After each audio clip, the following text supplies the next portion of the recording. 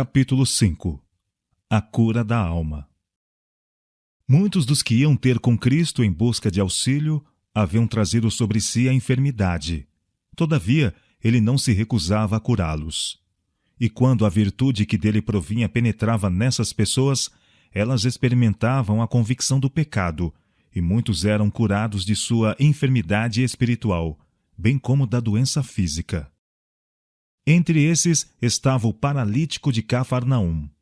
Como leproso, esse paralítico perdera toda a esperança de restabelecimento. Sua doença era o resultado de uma vida pecaminosa, e seus sofrimentos eram amargurados pelo remorso. Em vão apelara para os fariseus e os doutores em busca de alívio.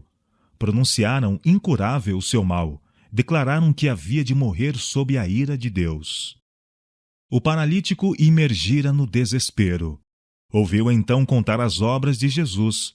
Outros, tão pecadores e desamparados como ele, haviam sido curados, e foi animado a crer que também ele o poderia ser, se fosse levado ao Salvador. Sua esperança quase se desvaneceu ao lembrar-se da causa de seu mal. Todavia, não podia rejeitar a possibilidade da cura. Seu grande desejo era o alívio do grande fardo do pecado. Ansiava ver a Jesus e receber a certeza do perdão e a paz com o céu. Então estaria contente de viver ou morrer, segundo a vontade de Deus. Não havia tempo a perder. Sua carne consumida já apresentava indícios de morte. Suplicou aos amigos que o conduzissem em seu leito a Jesus, o que empreenderam satisfeitos. Tão compacta era, porém, a multidão que se aglomerara dentro e em volta da casa em que estava o Salvador, que era impossível ao doente e seus amigos chegarem até ele, ou mesmo pôr-se-lhe ao alcance da voz. Jesus estava ensinando na casa de Pedro. Segundo seu costume, os discípulos sentaram-se ao seu redor. E estavam ali assentados fariseus e doutores da lei que tinham vindo de todas as aldeias da Galiléia e da Judéia e de Jerusalém. Lucas capítulo 5, verso 17. Muitos deles tinham ido como espiões, buscando acusação contra Jesus. Além destes, apinhava-se a promíscua multidão, os fervorosos, os reverentes, os curiosos e os incrédulos. Achavam-se representadas diferentes nacionalidades e todos os graus sociais. E a virtude do Senhor estava com ele para curar. Lucas capítulo 5, verso 17. O espírito de vida pairava sobre a assembleia, mas os fariseus e os doutores não lhe discerniam a presença. Não experimentavam nenhum sentimento de necessidade, e a cura não era para eles. Encheu de bens os famintos, despediu vazios os ricos. Lucas capítulo 1, verso 53. Repetidamente procuraram os condutores do paralítico forçar caminho por entre a multidão, mas nulos eram seus esforços. O doente olhava em redor com inexprimível angústia. Como poderia ele abandonar a esperança quando tão perto estava o anelado auxílio? Por sugestão sua, os amigos o suspenderam para o telhado da casa e, abrindo o teto, baixaram-no aos pés de Jesus. O discurso foi interrompido. O Salvador contemplou a dolorosa fisionomia e viu os olhos súplices nele cravados. Bem conhecia ele o anelo daquela alma oprimida. Fora Cristo quem lhe infundira a convicção à consciência quando ele ainda se achava na própria casa. Quando se arrependera de seus pecados e crera no poder de Jesus para restaurá-lo, a misericórdia do Salvador lhe abençoara o coração. Jesus observava ao desenvolver-se no primeiro tênue raio de fé a convicção de que ele era o único auxílio do pecador e a vira se fortalecer a cada esforço para chegar à sua presença. Fora Cristo que atraíra o sofredor a si. Agora, em palavras que soavam qual música aos ouvidos atentos do enfermo, o Salvador disse: Filho, tem bom ânimo, perdoados te são os teus pecados. Mateus capítulo 9, verso 2. O peso da culpa cai da alma do doente. Não pode duvidar. As palavras de Cristo revelam seu poder de ler o coração. Quem pode negar seu poder de perdoar pecados? A esperança toma o lugar do desespero, e a alegria o do opressivo acabrunhamento.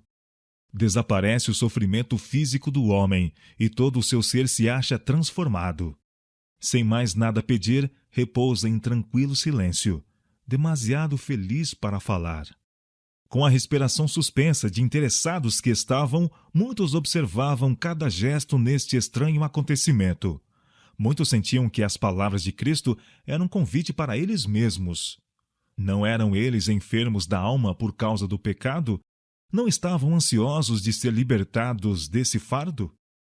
Mas os fariseus, receosos de perder a influência para com o povo, diziam em seu coração: por que diz este assim blasfêmias? Quem pode perdoar pecados senão Deus? Marcos capítulo 2, verso 7. Fixando neles o olhar, sob o qual se intimidaram e retrocederam, Jesus disse: por que pensais mal em vosso coração? Pois o que é mais fácil? Dizer ao paralítico: perdoados te são os teus pecados, ou levanta-te e anda?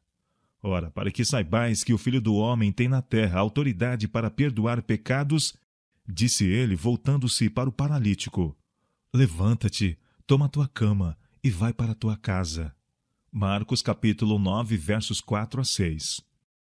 Então aquele que havia sido levado num leito a Jesus pôs-se de pé com a elasticidade e a força de um jovem, e tomando logo o leito, saiu em presença de todos, de sorte que todos se admiraram e glorificaram a Deus, dizendo: jamais vimos coisa assim. Marcos capítulo 2, verso 12. Nada menos que poder criador exigia o restituir à saúde aquele decadente corpo. A mesma voz que comunicou vida ao homem criado do pó da terra infundira a vida ao paralítico moribundo. E o mesmo poder que dera vida ao corpo renovara o coração. Aquele que na criação falou e tudo se fez, que mandou e logo tudo apareceu, comunicara vida à alma morta em ofensas e pecados. A cura do corpo era uma evidência do poder que renovara o coração. Cristo mandou que o paralítico se erguesse e andasse, para que saibais, disse ele, que o Filho do Homem tem na terra a autoridade para perdoar pecados. Mateus capítulo 9, verso 6. O paralítico encontrou em Cristo tanto a cura da alma como a do corpo. Ele necessitava a saúde da alma antes de poder apreciar a do corpo. Antes de poder ser curada a enfermidade física, Cristo precisava dar alívio à mente e purificar a alma do pecado. Essa lição não deve ser passada por alto. Existem hoje milhares de pessoas a sofrer de doenças físicas, as quais, como paralítico, estão ansiando a mensagem: perdoados te são os teus pecados. Mateus capítulo 9, verso 2. O fardo do pecado, com seu desassossego e desejos não satisfeitos, é o fundamento de sua doença. Não podem encontrar alívio enquanto não forem ter com o médico da alma. A paz que tão somente ele pode comunicar restituiria vigor à mente e saúde do corpo. O efeito produzido no povo pela cura do paralítico foi como se o céu se houvesse aberto e revelado as glórias do mundo melhor. Ao passar por entre a multidão, o homem que tinha sido curado, bendizendo a Deus a cada passo e levando sua carga como se fosse penas, o povo recuava para lhe dar passagem e fitava-o com fisionomia cheia de respeito, murmurando suavemente entre si: hoje vimos prodígios. Lucas capítulo 5, verso 26. Grande regozijo houve na casa do paralítico quando ele voltou para a família, levando com facilidade o leito em que fora penosamente conduzido dentre eles, pouco antes. E reuniram-se ao seu redor com lágrimas de alegria, mal ousando crer no que seus olhos viam.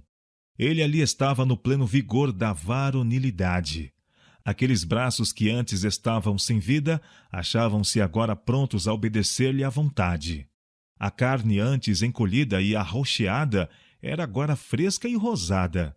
Ele caminhava com passo firme e desembaraçado. Alegria e esperança achavam-se impressos em cada traço de seu rosto, e uma expressão de pureza e paz havia tomado o lugar dos vestígios do pecado e do sofrimento. Alegres ações de graças subiram daquele lar e Deus foi glorificado por meio de seu Filho, que restituíra a esperança ao destituído dela e força ao abatido. Esse homem e sua família estavam prontos a dar a vida por Jesus. Nenhuma dúvida ofuscava sua fé. Nenhuma descrença lhes prejudicava a fidelidade para com aquele que lhes trouxera luz ao ensombrado lar. Bendize, ó minha alma, ao Senhor, e tudo que há em mim bendiga o seu santo nome. Bendize, ó minha alma, ao Senhor, e não te esqueças de nenhum de seus benefícios.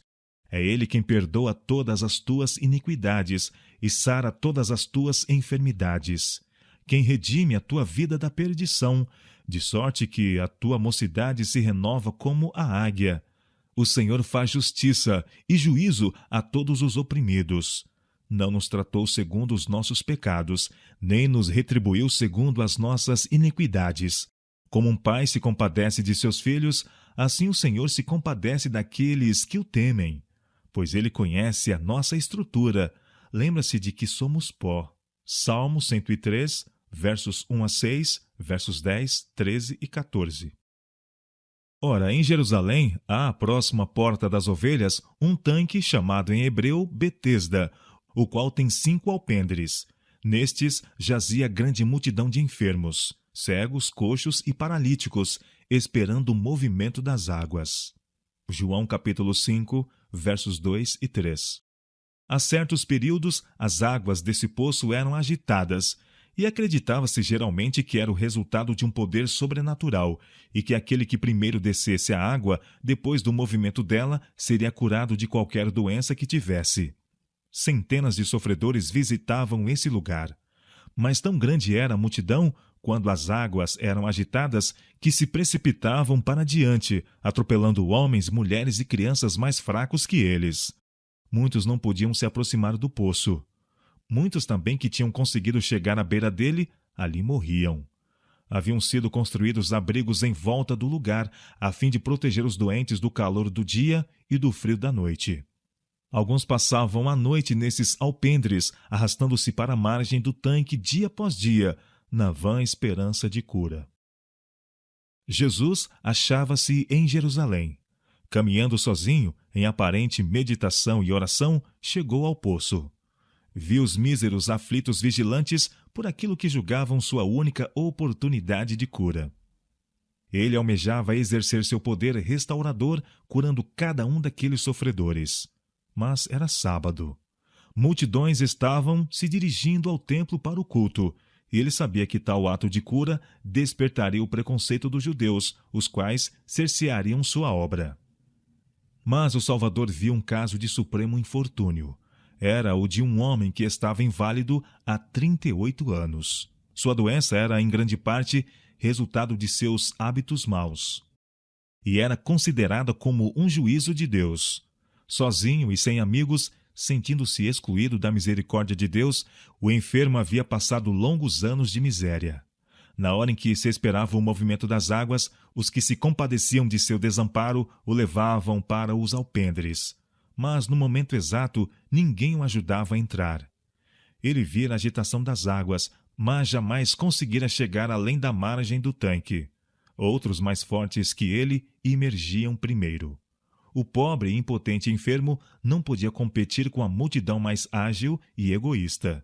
Os persistentes esforços na perseguição daquele único objetivo e a ansiedade e contínua decepção estavam minando rapidamente as forças que lhe restavam.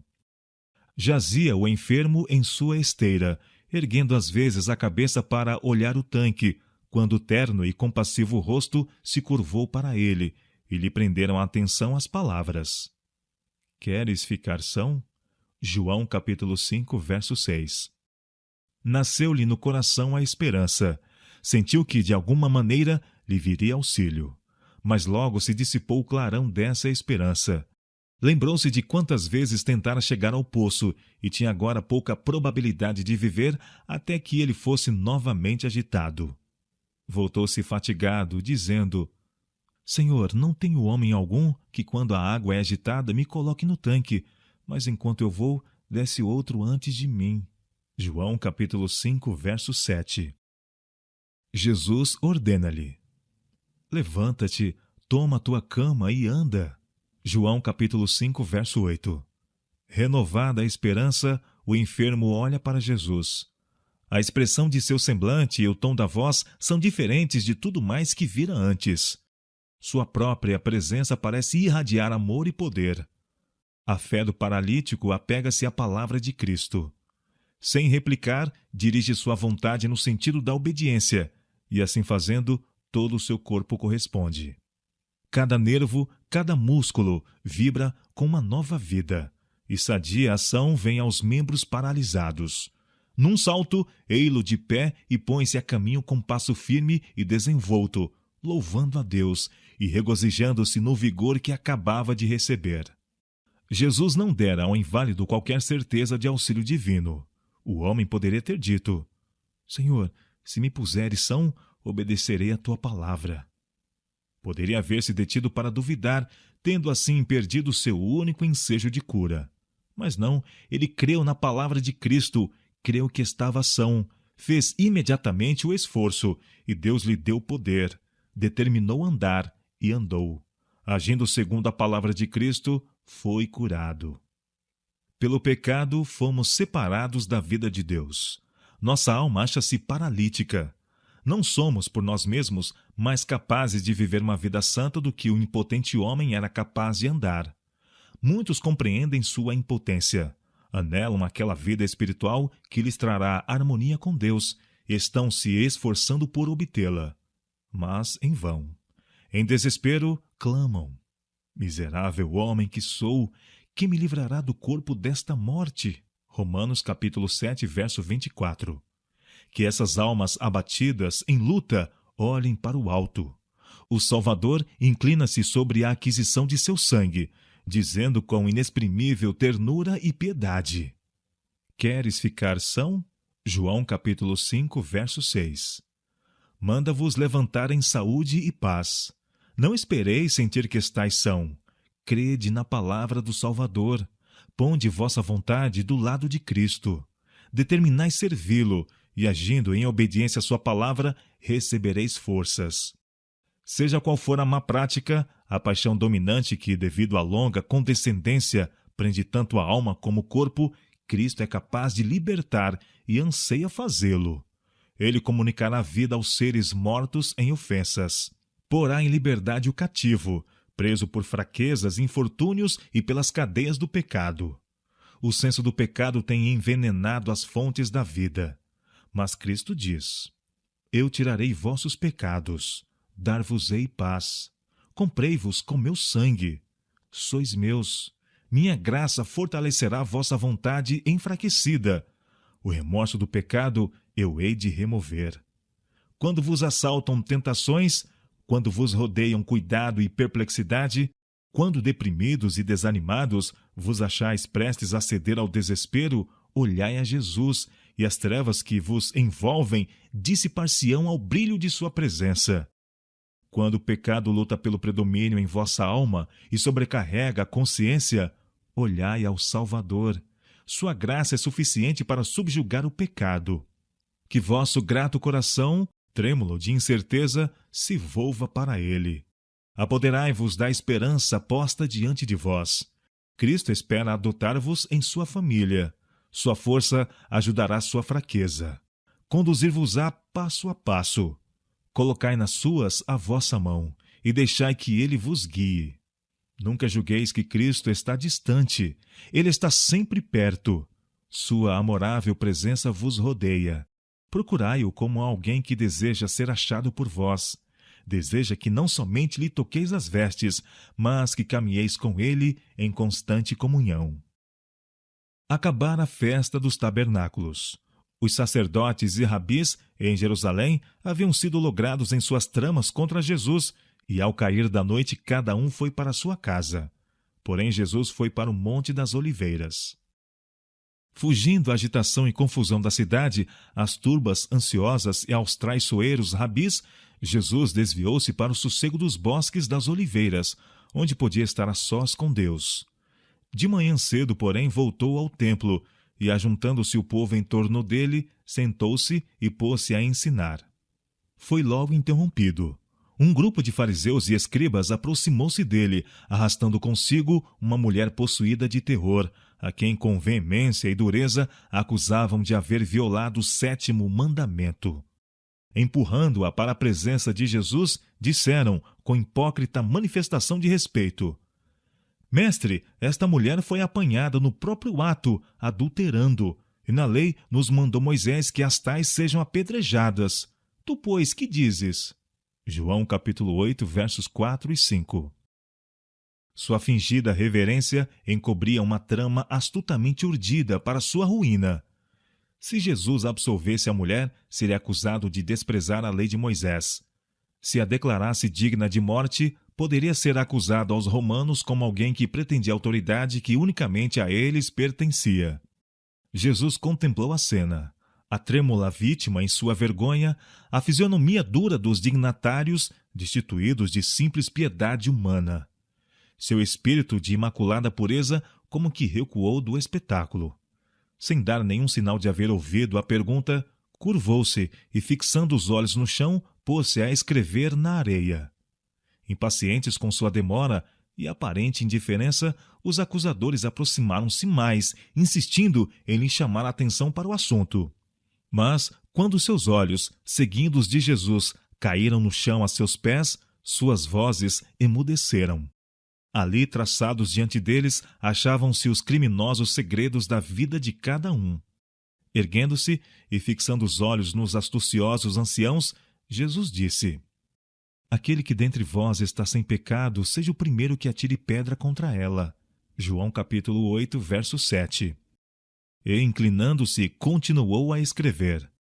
Ele não pusera de lado a lei mosaica, nem desrespeitara a autoridade romana. Os acusadores foram derrotados. Agora, havendo-lhes sido arrancadas as vestes de pretendida santidade, ali estavam, culpados e condenados, em presença da infinita pureza.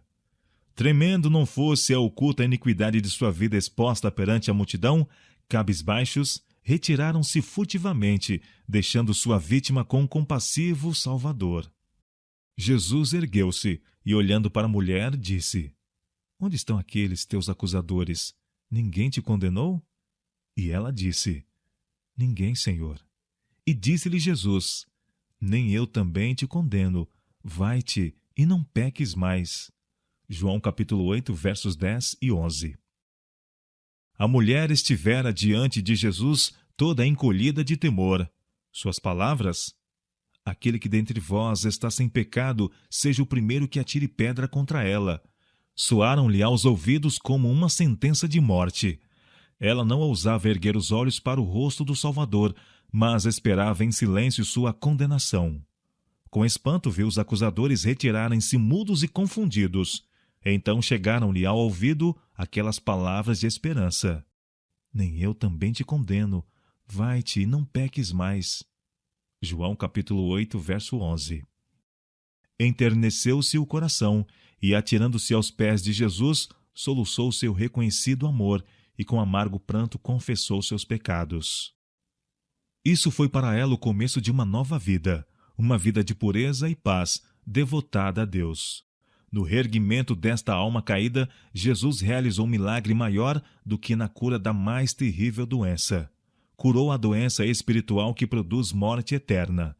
Esta arrependida mulher tornou-se um de seus mais firmes seguidores. Com abnegado amor e devoção, mostrou seu reconhecimento pela perdoadora misericórdia de Jesus. Para essa desviada mulher, não tinha o mundo senão desprezo e zombaria. Mas aquele que é sem pecado compadeceu-se de sua fraqueza e estendeu-lhe ajudadora mão. Enquanto os fariseus hipócritas acusavam, Jesus mandou-lhe: Vai-te e não peques mais. Jesus conhece a circunstância de toda a pessoa. Quanto maior a culpa do pecador, tanto mais necessidade ele tem do Salvador. Seu coração de divino amor e simpatia é atraído acima de tudo para aquele que se acha mais desesperadoramente enredado nos laços do inimigo. Com o próprio sangue assinou ele a carta de emancipação da raça humana. Jesus não deseja que fiquem desprotegidos ante as tentações de Satanás os que por tal preço foram adquiridos. Não deseja que sejamos vencidos e venhamos a perecer. Aquele que fechou a boca aos leões na cova e andou com seus fiéis por entre as chamas da fornalha, está igualmente disposto a trabalhar em nosso favor, a subjugar todo o mal em nossa natureza. Hoje está ele ao altar da misericórdia, apresentando perante Deus as súplicas dos que lhe desejam auxílio. Não repele nenhuma criatura chorosa e arrependida. Perdoa abundantemente a todos quanto vão ter com ele em busca de perdão e restauração. Ele não conta a ninguém tudo quanto poderia revelar, mas manda a toda alma tremente que tenha ânimo. Quem quiser pode apoderar-se da força de Deus e fazer paz com ele, e ele fará paz. Aqueles que se volvem para ele em busca de refúgio, Jesus ergue acima das acusações e da contenda das línguas. Nem homem, nem anjo mau algum pode comprometê-los. Cristo os liga à sua própria natureza divino-humana. Ele se acha ao lado do grande Salvador, na luz que procede do trono de Deus. O sangue de Jesus purifica de todo pecado. 1 João capítulo 1, verso 7. Quem tentará acusação contra os escolhidos de Deus? É Deus quem os justifica. Quem os condenará? Pois é Cristo quem morreu, ou antes quem ressuscitou dentre os mortos, o qual está à direita de Deus e também intercede por nós. Romanos capítulo 3, versos 33 e 34. Sobre os ventos e as ondas, e sobre homens possessos de demônios, mostrou Cristo que tinha absoluto poder. Aquele que fez emudecer a tempestade e acalmou o revoltoso mar, comunicou paz a espíritos enlouquecidos e subjugados por Satanás. Na sinagoga de Cafarnaum, estava Jesus falando sobre sua missão de libertar os escravos do pecado. Foi interrompido por um urro de terror. Um louco precipitou-se para a frente, por entre o povo, gritando: "Ah, que temos nós contigo, Jesus Nazareno! Vieste destruir-nos? Bem sei quem és, o Santo de Deus." Marcos capítulo 1, verso 24. Jesus repreendeu o demônio dizendo: "Cala-te e sai dele." E o demônio, lançando por terra no meio do povo, saiu dele, sem lhe fazer mal. Lucas capítulo 4, verso 35. A causa da aflição desse homem se achava também em sua própria vida. Fora fascinado pelos prazeres do pecado e pensara tornar a vida um grande carnaval. A intemperança e a frivolidade perverteram os nobres atributos de sua natureza, e Satanás tomou inteira posse dele. O remorso veio muito tarde. Quando ele teria sacrificado riqueza e prazer para reconquistar sua perdida varonilidade, tinha se tornado impotente nas garras do maligno. Na presença do Salvador, foi despertado para ansiar a liberdade, mas o demônio resistia ao poder de Cristo. Quando o homem tentava apelar para Jesus em busca de socorro, o mau espírito pôs-lhe nos lábios as palavras e ele gritou em angústia de temor. O endemoniado compreendeu em parte achar-se em presença daquele que o podia pôr em liberdade, mas quando tentou colocar-se ao alcance daquela poderosa mão, outra vontade o segurou. As palavras de outro foram por ele proferidas. Foi terrível o combate entre o poder de Satanás e seu desejo de libertação. Parecia que o torturado homem devesse perder a vida na luta com o inimigo que fora a ruína de sua varonilidade. Mas o Salvador falou com autoridade e pôs livre o cativo. O homem que estivera possesso achava-se perante o povo maravilhado na liberdade da posse de si mesmo. Com voz de júbilo, deu louvores a Deus pelo livramento. Os olhos que ainda há pouco fulguravam com o brilho da loucura, cintilavam agora de inteligência e nadavam em lágrimas de reconhecimento. O povo emudecera de pasmo. Assim que recuperaram a palavra, exclamaram uns aos outros: "Que é isto? Que nova doutrina é esta? Pois com autoridade ordena aos espíritos imundos, e eles lhes obedecem." Marcos capítulo 1, verso 27. Hoje existem multidões tão verdadeiramente sob o poder dos maus espíritos como estava o endemoniado de Cafarnaum. Todos aqueles que voluntariamente se apartam dos mandamentos de Deus estão se colocando sob o domínio de Satanás. Muito homem brinca com o mal, julgando que o pode deixar quando lhe aprouver, mas é engodado mais e mais até que se encontra dominado por uma vontade mais forte que a sua própria. Não pode escapar ao seu misterioso poder. Pecado secreto ou paixão dominante o pode reter cativo, tão impotente como se achava o endemoniado de Cafarnaum. Todavia, sua condição não é desesperadora. Deus não domina nossa mente sem nosso consentimento, mas toda pessoa é livre para escolher o poder que deseja domine sobre ela. Ninguém caiu tão baixo, ninguém é tão vil que não possa encontrar libertação em Cristo.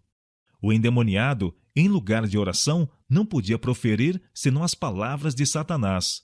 Porém, o silencioso apelo de seu coração foi ouvido. Nenhum grito de uma alma em necessidade, mesmo sem ser anunciado em palavra, será desatendido. Os que concordam em entrar em concerto com Deus não são deixados entregues ao poder de Satanás ou à enfermidade de sua própria natureza. Tirar-se-ia a presa ao valente? Ou os presos justamente escapariam? Assim diz o Senhor: por certo que os presos se tirarão ao valente, e a presa do tirano escapará, porque eu contenderei com os que contendem comigo, e os teus filhos eu remirei. Isaías capítulo 49, versos 24 e 25. Maravilhosa será a transformação operada naquele que, pela fé, abre a porta do coração ao Salvador. Como os 12 apóstolos, os 70 discípulos a quem Cristo enviou mais tarde receberam dons sobrenaturais como selo de sua missão. Quando sua obra estava concluída, voltaram com alegria dizendo: Senhor, pelo teu nome até os demônios se nos sujeitam.